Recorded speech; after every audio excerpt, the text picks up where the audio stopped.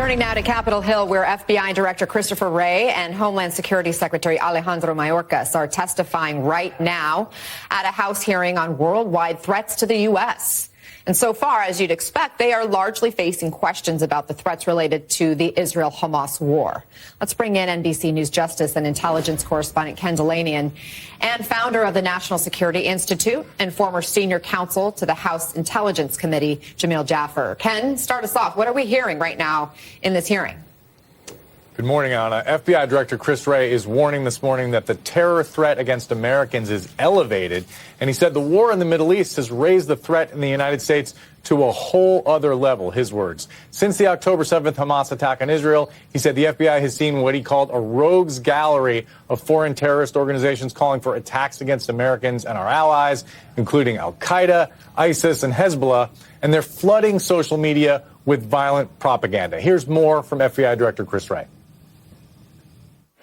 Our most immediate concern is that individuals or small groups will draw twisted inspiration from the events in the Middle East to carry out attacks here at home.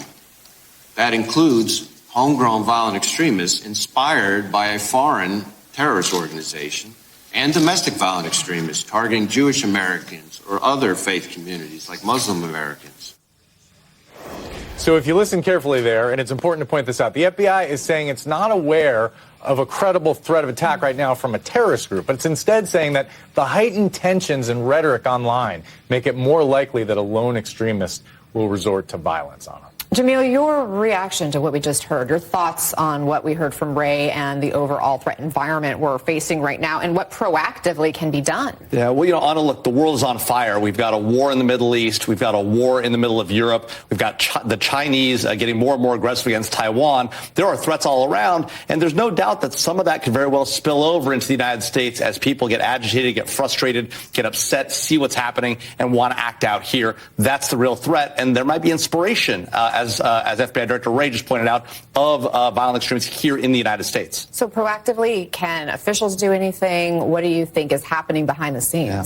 Well, one of the biggest challenges we face is that one of our key intelligence collection authorities, Section 702 of the Foreign Intelligence Surveillance Act, is about to expire on December 31st. If that authority goes away, the president loses about half the data going into his presidential daily brief. And so one of the things we got to do is Congress has got to take action between now and December 31st to reauthorize that as well.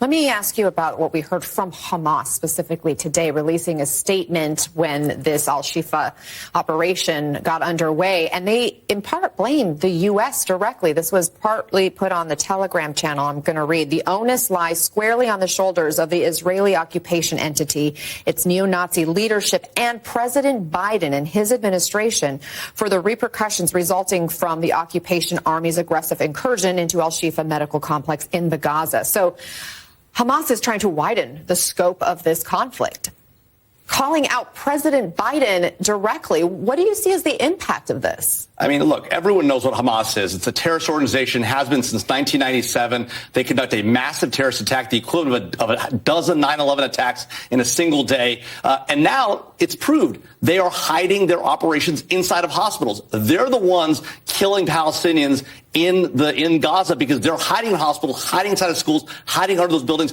keeping the hostages in those places. We now know Hamas for what it is. We've known that for a long time. Some people weren't sure about it. Now we know for sure. But is this a call to action, do you see? Well, there's no doubt that they're trying to draw the U.S. into this conflict, just like they're trying to draw Israel further and further into Gaza. They're trying to create more civilian casualties so they can blame the Israelis, blame the United States. We all know who's responsible for what's happening right now. It's Hamas. Okay, thank you so much, Jamil Jaffer, for coming.